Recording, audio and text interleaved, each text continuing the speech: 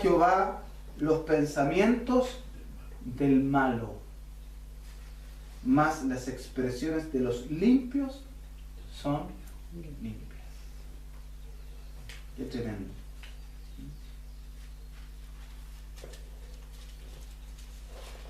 Dios y el mal son eternos enemigos. ¿Bien?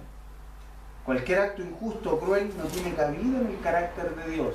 Nosotros no podemos culpar a Dios de pecado ni de crueldad. Busque Salmo, más atrás, Salmo 19, 8 y 9. ¿Y por qué no lo podemos culpar y por qué no? Bueno, aquí la Biblia sola nos responde. Salmo 19, versos 8 y 9. Cualquier acto injusto o cruel no tiene cabida en el carácter de Dios, si es que realmente conoces al Dios de las Escrituras. Salmo 19, versos 8 y 9. ¿Qué dice? Dice: los mandamientos de Jehová son rectos. No, eso es tácito. Son rectos. No hay acomodo con Dios. No hay injusticia en Dios. Los mandamientos de Jehová son rectos. Coma. ¿Qué dice? Que afligen, no, dice que alegran el corazón. Fíjese que el mandamiento de Dios es recto y por esa rectitud debe alegrar el corazón, ¿no? El precepto de Jehová es además puro. Su mandamiento es recto y su precepto es puro. Y al ser puro, que alumbra los ojos. Verso 9. El temor de Jehová es limpio, que permanece para siempre. Los juicios de Jehová son verdad, todos justos. ¿Hay injusticia en Dios? No. ¿Podemos culpar a Dios de esto? No. No existe la más mínima posibilidad de hallar injusticia en Dios. Así que aquellos que nos acusan de predicar a un Dios tirano, casi un Dios injusto, ¿cierto? Les sugiero que puedan revisar las Escrituras. Él no tienta al hombre, ni tampoco puede ser tentado por el mal, ¿cierto? Eso lo encontramos en el libro de Santiago. Dios es luz. Primera de Juan, capítulo 1, el verso 5. Vamos al testimonio de las Escrituras. Primera de Juan 1, 5, un texto ahí para que se aprendan más pequeños. Este es el mensaje que hemos oído de Él y os anunciamos. ¿Cuál es ese mensaje? Dios es luz y no hay ninguna tinieblas en Él. Punto.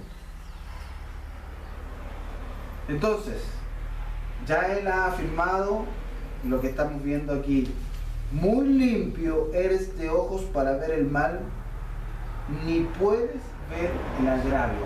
Él ya establece que hay una separación absoluta, que no puede haber comunión ni amistad entre Dios y la maldad, entre Dios justo y la injusticia. No puede. Después de afirmar esta verdad, se toma de inmediato, o se torna de inmediato hacia la dificultad que lo aqueja. ¿Cuál es la dificultad que lo aqueja? Es la misma dificultad que te aqueja a ti muchas veces, o que aqueja a muchos cristianos en el mundo entero, y que me aqueja a mí cuando no entiendo ciertas cosas.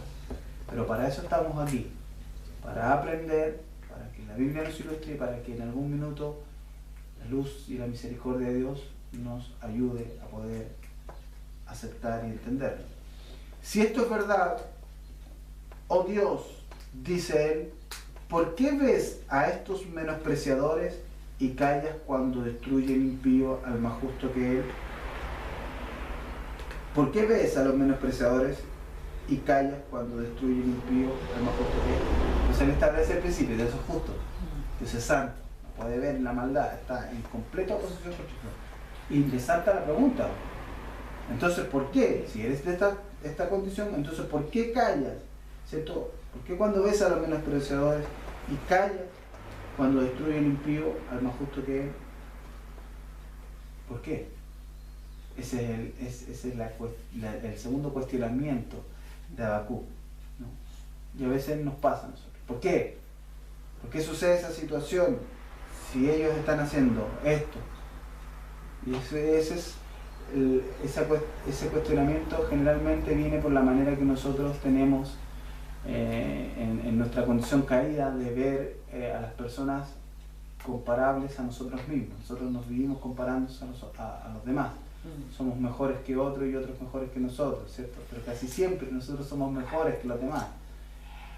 No, nosotros debemos mirar las circunstancias desde el prisma de Dios.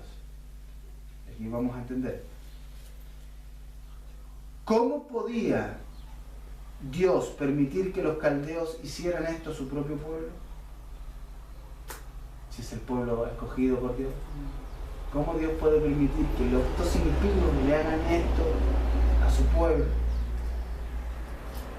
Los compatriotas de Habacuc eran sin duda malos, ¿no? Ya vimos la maldad que se venía transmitiendo desde que salieron de Egipto. Ya ellos venían todo el tiempo recordando la cebolla, los ajos, es decir, la vida pecaminosa que llevaron cuando Josué los cruza por el Jordán para introducirlos a la tierra prometida.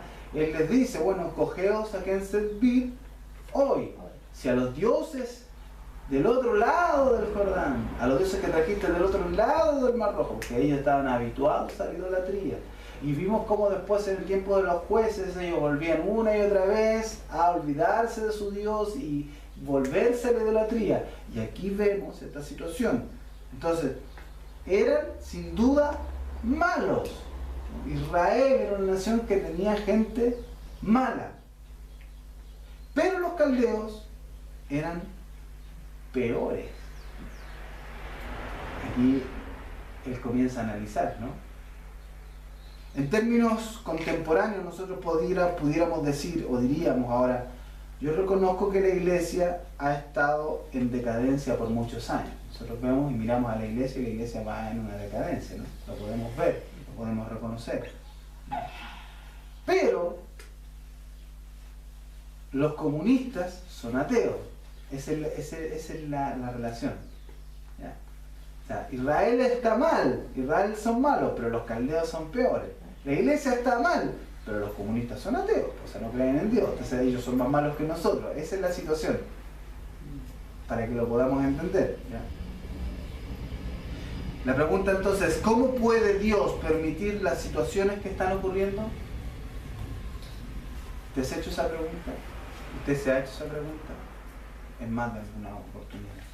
¿Cómo puede Dios permitir las situaciones que están ocurriendo? Ahora, el tema es cómo nosotros, conociendo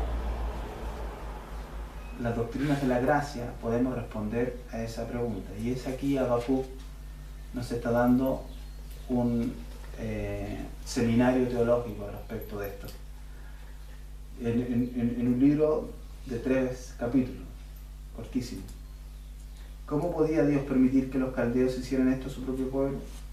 Entonces, la pregunta es, ¿cómo puede Dios permitir las situaciones que están ocurriendo? O si deseamos aplicarlo a lo personal, los hombres con frecuencia protestan de esta manera. Nosotros protestamos así. Reconozco que no soy todo lo que debiera ser. Ahí viene esa parte de honestidad que nosotros presentamos normalmente a Dios, ¿cierto? Nos humillamos, reconozco que no soy todo lo que debiera ser. Pero eso tiene una condicionante, no es una confesión sincera, tiene algo implícito. Pero fulano es mucho peor que yo. Ahí estaba lo que llevaba implícito. O sea, en el fondo yo no voy siendo humilde y sincero con Dios, sino que voy justificándome delante de Dios. Y sin embargo, ¿está prosperando? ¿Cuál es la respuesta? Si Él es peor que yo, y yo estoy en esta situación, pero Él está prosperando, entonces no voy humilde. Eso es lo que está entendiendo Habacuc. Habacuc está entendiendo, de cierta manera, que si bien Dios ha hecho pacto con Israel, no lo ha hecho porque Israel sea una nación buena, santa y pura, sino por gracia. Porque a Él le plació Busque Deuteronomio 7. Deuteronomio 7. Yo aquí creo que Deuteronomio 7, 6 y 7. Porque tú eres pueblo santo para Jehová tu Dios. Jehová tu Dios te ha escogido para hacerle un pueblo especial, más que todos los pueblos que están sobre la tierra. Y aquí viene el 7 trata la respuesta. No por ser vosotros más que todos los pueblos os ha querido Jehová y os ha escogido, pues vosotros erais el más insignificante de todos los pueblos, sino por cuanto Jehová os amó y quiso guardar el juramento que juró a vuestros padres, os ha sacado Jehová con mano poderosa y os ha rescatado de servidumbre de la mano de Faraón, rey. Ahí se desata la jactancia, ¿ves? Entonces, cuando estamos viviendo estas circunstancias y nosotros nos consideramos como justos y que es inmerecido el que estemos viviendo esta situación, nuestra cosmovisión está errada para poder realmente entenderla. Aun cuando hubiésemos hecho justicia, aun cuando hubiésemos comportado piamente, nosotros no merecemos otra cosa, sino juicio, castigo. Pero Dios ha tenido misericordia y ahí entendemos. Vamos entonces, ¿cuál es la respuesta? Encomiendo este problema insoluble a Dios. Esa era. ¿Cuál es la respuesta? Encomiendo este problema insoluble a Dios. En este párrafo particular de la profecía no hay respuesta. Él solo pregunta. Para la primera pregunta respecto al poder de Dios, Habacuc recibió una respuesta positiva, ¿cierto? Ya vimos cómo él se refugió en este principio de quién era Dios, en sus atributos absolutos y eternos, y tuvo respuesta. Pero para esto, la respuesta no viene de otra manera, sino que debe estar el problema insoluble a Dios. No lo puedo solucionar, no lo puedo responder, entonces se lo dejo a Dios. Después de establecer sus factores absolutos y de llevar el problema a este contexto, todavía no aparece una respuesta clara.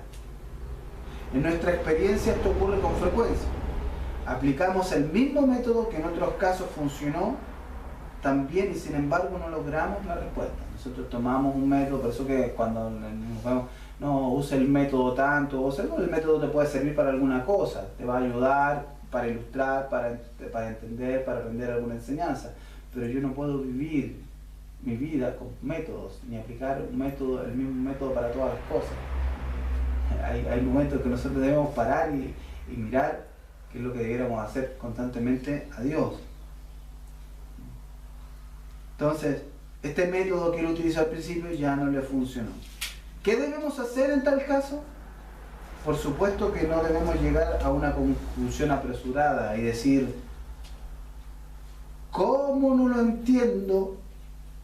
Me pregunto si Dios es realmente justo. Como yo no puedo entender realmente esta situación, me voy a preguntar si Dios es realmente justo. Y eso es muy difícil para mí predicar esta situación, porque es un momento de conflicto. No. Si aún después de aplicar el método divino de acercamiento al problema no lo entendemos, resta todavía la alternativa de hablarle a Dios acerca del mismo. Nos equivocamos cuando nos hablamos a nosotros mismos y luego a otras personas y preguntamos, ¿por qué es esto? ¿No es extraño? Ahí nos equivocamos, porque en ese momento, cuando no hay respuesta, en ese momento, cuando yo no tengo explicación, por eso que de pronto cuando uno está viviendo momentos, circunstancias muy álgidas, muy difíciles, que ni siquiera las puede entender uno mismo, el consejo es a estar a solas con Dios. Ni siquiera estar en compañía de alguien. Porque cuando estamos en compañía de alguien, nuestra tendencia va a ser a que, ¿por qué pasa esto? No encuentras algo raro. Y en eso vamos a estar pecando en contra de Dios y en contra de nuestro prójimo. Porque si nuestro prójimo se encuentra débil, lo vamos a afectar. Es mejor en ese momento guardar silencio y estar a solas con Dios. Ahora entiendo por qué a veces uno prefiere estar solo.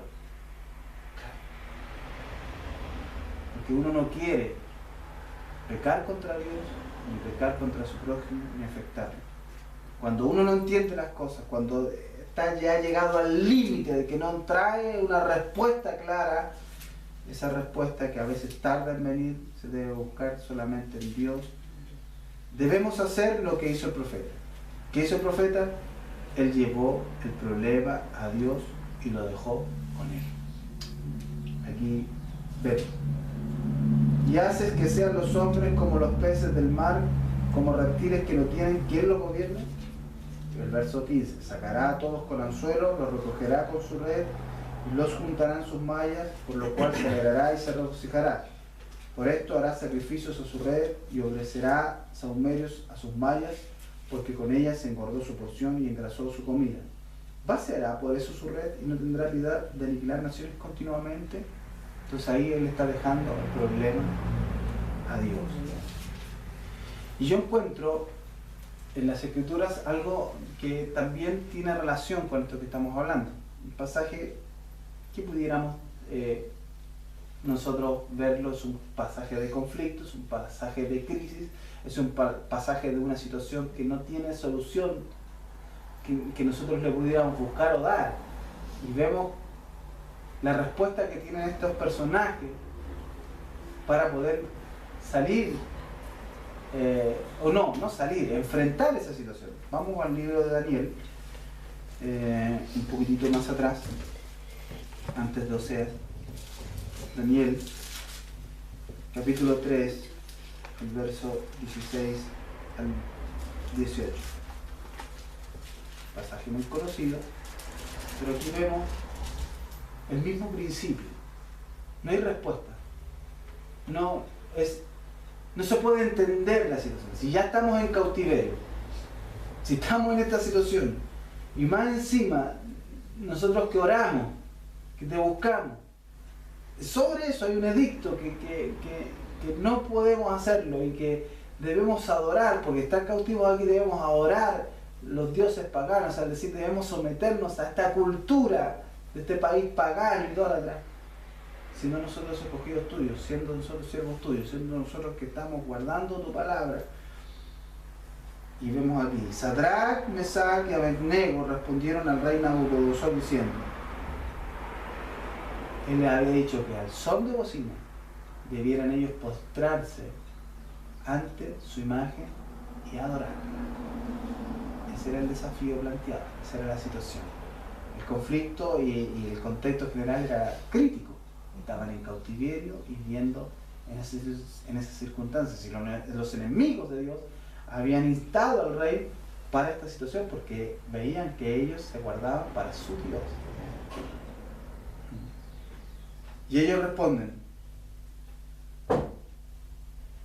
diciendo, no es necesario que te respondamos sobre este asunto. Es decir, yo no voy a buscar darte una respuesta desde mi punto, porque no tengo siquiera respuesta. ¿Se entiende? No es necesario que te respondamos sobre este asunto. He aquí, nuestro Dios, a quien servimos, puede librarnos del horno de fuego ardiendo, y de tu mano, oh rey, nos librará. Y aquí viene, yo veo un paralelo a lo que Habacuc dice. ¿No eres tú, oh Dios, desde el principio? Oh Dios mío, santo mío. Punto. No moriremos. Está viendo el problema, está viendo la situación, está reconociendo aquí. Yo no te voy a responder respecto de ese asunto, le dice, ¿cierto? Nosotros no es necesario que te respondamos porque tú ya sabes nuestra posición. Así que, ¿qué respuesta quieres?